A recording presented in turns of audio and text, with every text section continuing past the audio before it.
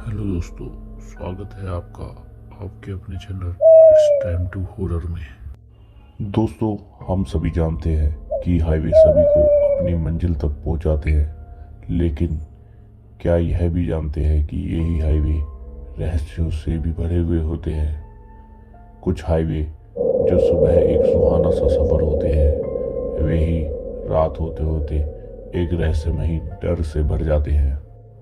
तो आज हम एक ऐसे ही सफर की कहानी आपके साथ साझा करने जा रहे हैं। एक ट्रक ड्राइवर जिसका नाम सुरेश था, वह गांव का सीधा साधा हंसमुख आदमी था और वह भूत प्रेत आदि पर विश्वास करता था। और क्योंकि वह एक ट्रक ड्राइवर था, उसका काम ही हाईवे का था। लेकिन एक रात ऐसा हुआ कि वह उसी रास्ते पर था और रात का समय था। अचानक रास्ते पर उसे एक नदी दिखाई दी। वह इस रास्ते को बड़े अच्छे से जानता था, पर कहते हैं ना कि जब विनाश आता है तो बुद्धि भी साथ छोड़ देती है। तो ऐसा ही हुआ।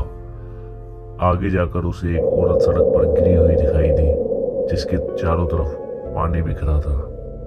उसे देख सुरेश के मन में दया का भाव आया और वह पहला नियम तोड़कर उस औरत की मदद के लिए नीचे उतर आया और पूछा, आप ठीक तो है?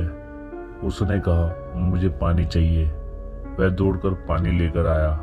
अंधेरे में उस औरत की शक्ल दिखाई तो नहीं दी, पर उसकी त्वचा बिल्कुल सूखी हुई थी, फटे होंठ, और उसके पास अजीब से ठंड का एहसास और सीलन वाली बदबू आ रही थी। सुरेश ने पूछा, अब आप ठीक हैं? लेकिन औरत ने कहा, नहीं, मुझे और प्यास लगी है। और यह बोलते ही एक हवा के झोंके के साथ औरत के चेहरे पर पड़े बाल एक तरफ हो गए और सामने का नजारा देखते ही सुरेश जड़ सा रह गया।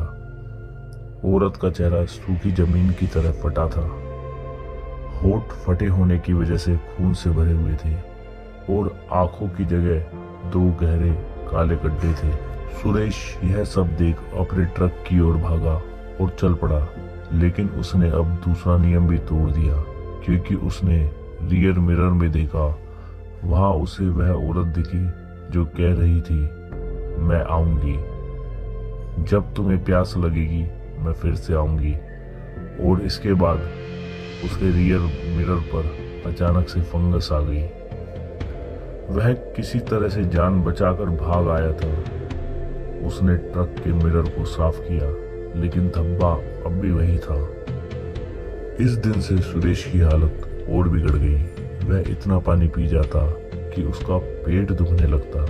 डॉक्टरों को दिखाया तो कहा कि ऐसा तो कुछ भी नहीं है, रिपोर्ट में तो सब सही है। जब सब जगह से यही जवाब मिला तो सुरेश को एक पुजारी के पास लेकर जाया गया। पुजारी ने देखकर समझ लिया कि क्या हुआ है। पुजारी ने सुरेश को एक अभिमंत्रित धागा दिया और कहा, इसे पहनो और इसे कभी दूर मत करना, और हो सके तो पानी या शीशे के पास अकेले मत जाना। उसने ऐसा ही किया, लेकिन एक दिन उसे कहीं से उपहार में एक तस्वीर मिली जो कि एक तालाब की थी। उसी दिन रात को उसे एक आवाज सुनाई दी, सुरेश